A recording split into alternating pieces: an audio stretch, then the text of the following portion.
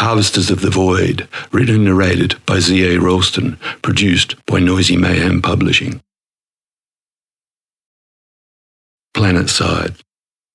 He lay there, not daring to inhale breath, barely concealed under a frond bough. The footfalls of the abomination stomped and crunched through the overgrown forest floor, flanking his location, inadvertently encircling and trapping the terrified youth. A yarrow bird called in the distance as the cloud receded and the moons cast twin beams of light across one of the interlopers, who was raising a chirping box in their hand. The invaders looked like they grew their hard shells like sarcocraw the fishermen from the Raja land sometimes traded. He doubted the white flesh of the face floating in the bubble that did not waver nor burst upon the foliage tasted as delicious as the migratory mud-dwelling tree. The roar of an engorged river feeding raging waterfalls erupted all around him, accompanied by a cacophony of wet season storm winds. Reflexively, he curled up into a ball, covering ears from the onslaught of sensory overload. He tensed. The moment he abandoned caution and bolted and panicked exodus becoming imminent, then the entire planet seemed to be drenched in searing white light. The novice woodsman forgot about fleeing and redoubled efforts to cower, cringe and crawl into the soil. The nightmare subsided a notch in intensity, and through fingers he could make out the hull of a riverboat hanging in the sky above him, before floating away across the clearing, sprouting probing shards of searching luminescence, striving to penetrate the darkness, threatening to reveal his bolt hole. To his numbed horror, one of the crustaceans closest to him cracked and twisted their cranial shell section, breaking it away from the rest of its shell before the invader called to its cohorts.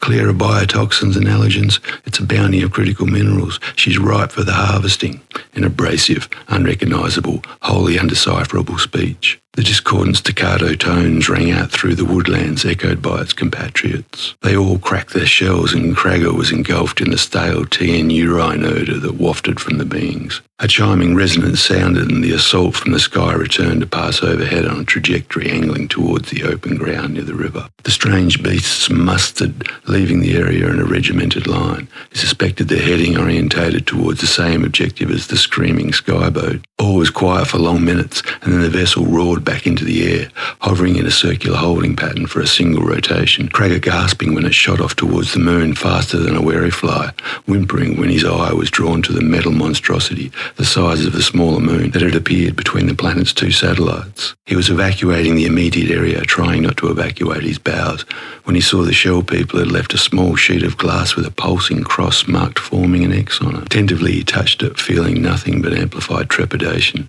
He threw the thing away. A mighty tearing vibration began emanating from the ground, permeating the atmosphere all around, seemingly originating from nowhere and everywhere at once. He saw that the metal moon had fired a bolt of molten lava, resembling the flows that sometimes erupted from the fire mountain, piercing the planet's surface. He was burdened with the overwhelming certainty that all was lost as sets of earth and waves formed from the nexus point.